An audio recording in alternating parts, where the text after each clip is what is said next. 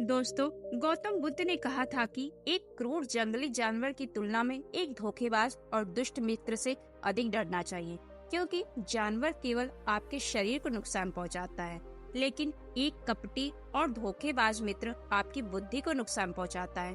केवल एक बुरा मित्र ही आपको ऐसी स्थिति में पहुंचा सकता है जहां आप महसूस करें कि यह दुनिया बहुत बुरी है, अब यह रहने से क्या फायदा। और ऐसा ही होता है जब आपको धोखा दिया जाता है।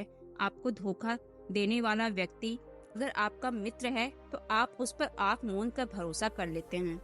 वैसे भी इंसान किसी पर भरोसा तुरंत नहीं करता, भरोसा तो धीरे धीरे बढ़ता है, लेकिन एक समय के बाद यह भरोसा इतना मजबूत हो जाता है कि हम उस व्यक्ति के प्रति अपनी आंखें, कान और दिमाग बंद कर लेते हैं। और तब ऐसी स्थिति होती है कि हमारा सबसे भरोसेमंद व्यक्ति ही हमें सबसे बड़ा धोखा दे देता है, कि हमारा संसार से विश्वास उठ जाता है और हम हर किसी को संदेह की दृष्टि से देखने लगते हैं। वास्तव में यह संसार धोखे पर ही तो चल रहा है। दोस्तों, आज की इस बौद्ध कहानी के माध्यम से हम यह जानेंगे कि हम धोखे और विश्वासघात से खुद को कैसे बचा सकते हैं। वीडियो के अंत में हम कुछ ऐसे संकेतों के बारे में जानेंगे जो एक धोखेबाज और झूठे व्यक्ति में पाए जाते हैं। एक युवक बहुत गुस्से में है, पहाड़ी से कूदकर आत्महत्या करने जा रहा था। जैसे ही वह पहाड़ी की चोटी पर पहुंचा तो चिल्लाया कि यह दुनिया इतनी बुरी है, क्यों यहाँ रहना, यहाँ पर हर कोई इतना स्वार्थी क्यों है, अब मेरे जीने का कोई मतलब नहीं है। उसी पहाड़ी की चोटी पर एक बौद्ध भिक्षु अपने ध्यान में लीन था। उस युवक की तीव्र क्रोध भरी आवाज सुनकर वह ध्यान से उठ गया। वह तुरंत समझ गया कि यह युवक यहाँ आत्महत्या करने आया है। वह आदमी पहाड़ी से कूदने ही वाला था कि बौद्ध भिक्षु ने उसका हाथ पकड़ लिया और उसे पीछे खींचते हुए कहा, क्या हुआ, आगे का रास्ता खत्म हो गया? युवक ने कहा कि कौन सा रास्ता, यहाँ कोई रास्ता नहीं है, मैं यहाँ से कूदकर आत्महत्या करने जा रहा हूँ। बौद्ध भिक्षु ने कहा कि एक दिन सभी को मरना है, लेकिन तुम इतनी जल्दी में क्यों हो? युवक ने कहा, क्योंकि यह दुनिया रहने लायक है ही नहीं। यहाँ तो हर कोई स्वार्थी और धोखेबाज है। जिस पर मैंने भरोसा किया उसने मुझे धोखा दिया।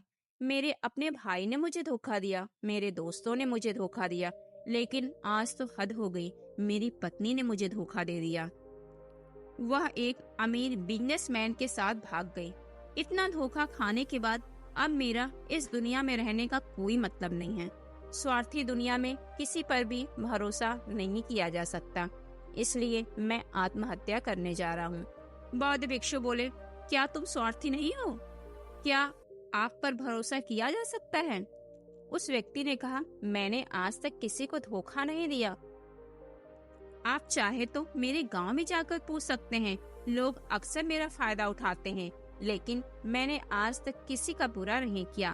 तो बौद्ध भिक्षु ने कहा, मैं तुम पर भरोसा नहीं कर सकता, तुम्हें मुझे यह साबित करना होगा कि तुम स्वार्थी व्यक्ति नहीं हो।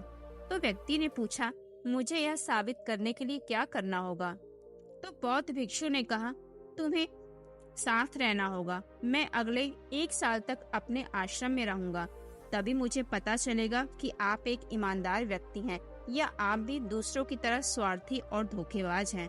आदमी ने कहा, ठीक है, मैं 1 साल तक आपके साथ आपके आश्रम में रहूंगा और खुद को साबित करूंगा।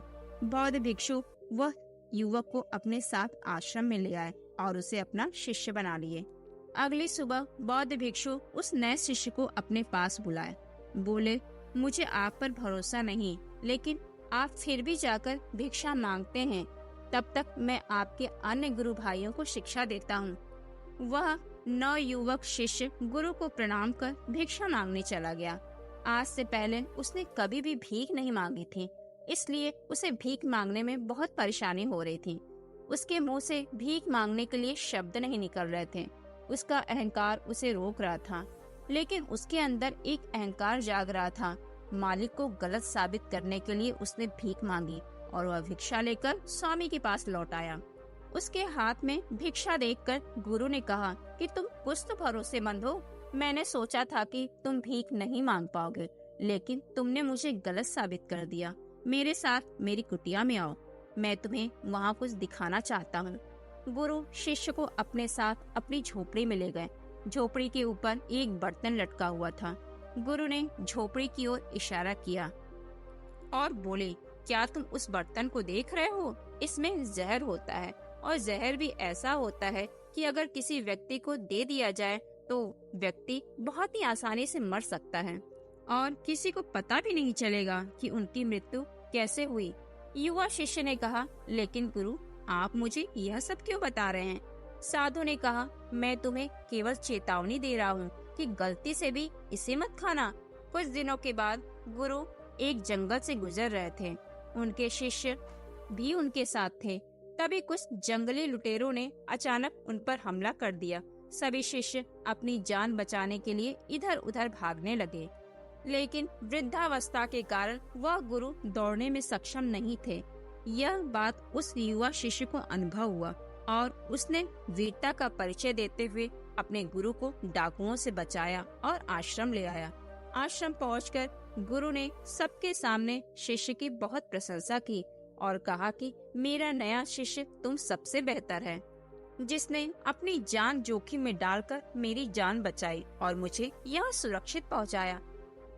उस दिन के बाद से हर सुबह जब भी गुरु उस शिष्य से मिलते तो उनसे एक बात कहना नहीं भूलते थे कि मुझे तुम पर पूरा विश्वास है।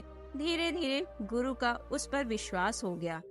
एक बार गुरु ने एक दिन उस शिष्य को अपने पास बुलाया और कहा कि मेरा कोई बेटा नहीं है, लेकिन तुम मेरे बेटे की तरह हो। मैं अब बूढ़ा हो गया हूँ, इसलिए मैं चाहता हूँ कि मेरी मृत्यु के बाद तुम इस आश्रम की बागडोर संभालो।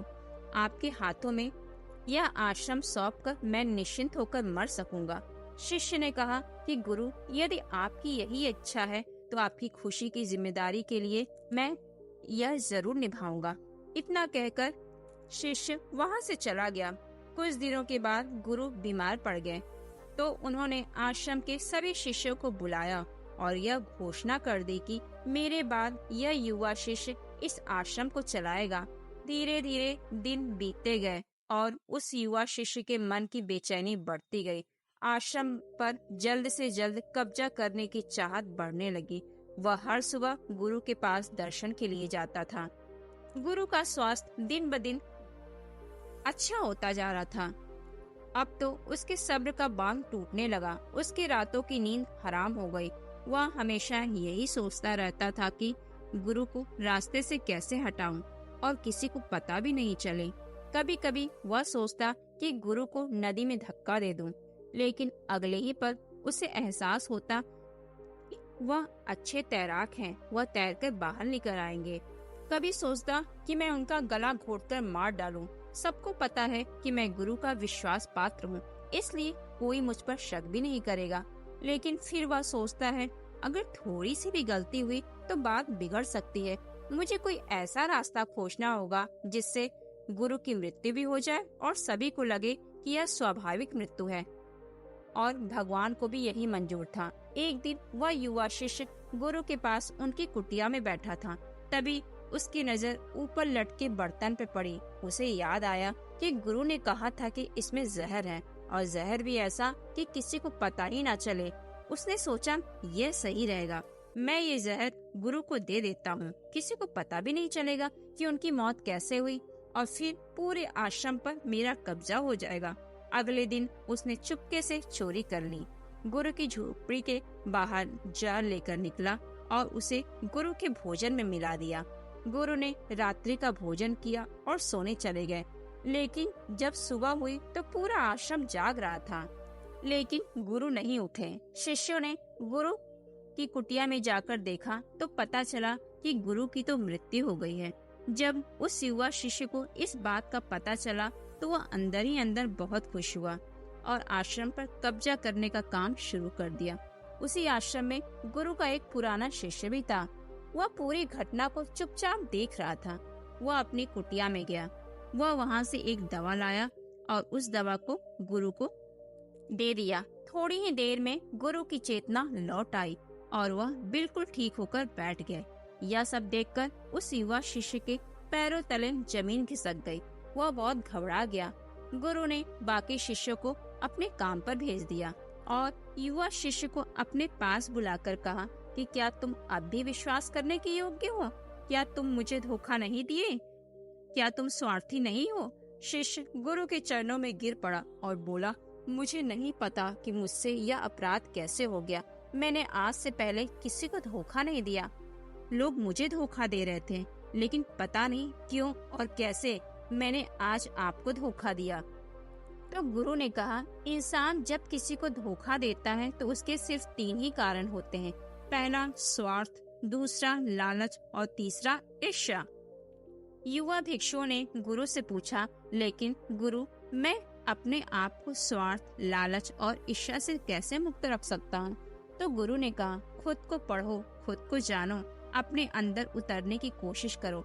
इंसान में बहुत संभावनाएं हैं, वह कुछ भी कर सकता है। अपने लिए कुछ अच्छा करो। यह सारी बात सुनकर शिष्य फिर उनके पैर पकड़ लिया और बोला, गुरुजी, मैं आपका शिष्य बने रहना चाहता हूँ। गुरु शिष्य की आंखों में देखते हुए कहते हैं, याद रखना, जब हम किसी को धोखा देते हैं तो हम उसकी आंतरिक चेतना को चोट पहुंचाते हैं और वह इतनी बुरी तरह आहत हो जाता है कि वह किसी पर भी भरोसा नहीं कर पाता और वह अंदर ही अंदर बहुत उदास और अकेला महसूस करने लगता है। इसीलिए अगर तुम चाहते हो कि तुम्हें कोई धोखा न दे, तो इसके लिए अपनी आंखें, कान और दिमाग खुले रखो। लोगों पर भरोसा करो, लेकिन बहुत ज्यादा भरोसा ना करो कि वे तुम्हारा फायदा उठाना शुरू कर दें। और समय समय पर खुद को जांचते रहें। जिस धोखे से आप बचना चाहते हैं, क्या आप भी वैसा ही धोखा किसी और के साथ तो नहीं कर रहे हैं? और अगर फिर भी कोई आपको धोखा देता है तो निराश ना हो, क्योंकि धोखा खाने के बाद हर धोखा इंसान को कुछ न कुछ सिखा ही देता है, क्योंकि व्यक्ति पहले से अधिक सतर्क और सावधान जो हो जाता है। गुरु ने उस युवा शिष्य से कहा, धोखेबाज व्यक्ति के कुछ लक्षण हैं, जिसे तुम देखकर समझ सकते हो कि वह व्यक्ति धोखेबाज हो सकता है। पहली निशानी यह है, जो व्यक्ति झूठा होगा, धोखेबाज होगा, वह आपसे सब कुछ छिपाएगा। आप उसके बारे में दूसरे लोगों से जान सकते हैं, और जब आप पूछेंगे तो वह कहेगा जिसे वह उनके साथ काफी समय बिताने के बाद भी बताना भूल गया। उसके बारे में ज्यादा नहीं जान पाएंगे, क्योंकि वह आपसे सब कुछ छिपाएगा। जो भी व्यक्ति धोखेबाज होता है, वह हमसे सच्चा प्यार कर ही नहीं सकता, न ही वह हमारी परवाह कर सकता है। चाहे हम उसकी कितनी भी परवाह कर लें, उसके लिए कुछ भी कर लें, उसे रत्ती पर भी परवाह नहीं होगी हमारी। दूसरा संकेत यह है कि जो व्यक्ति धोखेबाज होता है, वह बड़ा झूठा भी होता है। उसके अपने शब्द खुद से मेल नहीं खाते, उसकी जुबान बदलती रहती है। धीरे धीरे वह अपनी बातों के जाल में हमें फंसा लेता है और हम उसके झूठ में फंस जाते हैं। तीसरी निशानी धोखेबाज व्यक्ति की यह है कि हमारे सामने तो वह हमारी खूब तारीफ करेगा, चापलूसी करेगा, लेकिन पीठ पीछे वह कभी हमारी तारीफ नहीं कर सकता, न ही हमारा सम्मान करना चाहेगा। भले ही हम उसके लिए मर भी क्यों न जाए, लेकिन वह कभी भी हमारी तारीफ नहीं कर सकता। चौथा निशानी यह है कि धोखेबाज व्यक्ति आपको हमेशा चोट पहुंचाने की कोशिश करेगा, कभी कभी जानबूझकर, लेकिन आपको यह नहीं पता चल पाएगा कि वह आपको जानबूझकर चोट पहुंचा रहा है और आपका दिल हमेशा दुखता रहेगा। अगर आप किसी धोखेबाज और गलत व्यक्ति के साथ रिश्ते में हैं, तो सब कुछ भारी और बोझिल लगने लगेगा। ऐसा लगेगा कि कुछ गड़बड़ है। अंदर से आवाज आएगी कि यह रिश्ता आपके लिए सही बिल्कुल भी नहीं है। तो दोस्तों, उम्मीद करती हूँ आपको इस कहानी से एक अच्छी सीख मिली होगी। यह कहानी आपको कैसी लगी, हमें कमेंट बॉक्स में जरूर बताइए। साथ ही अपने दोस्तों के साथ शेयर करना न भूलें। इस कहानी को अंत तक सुनने के लिए आपका दिल से धन्यवाद।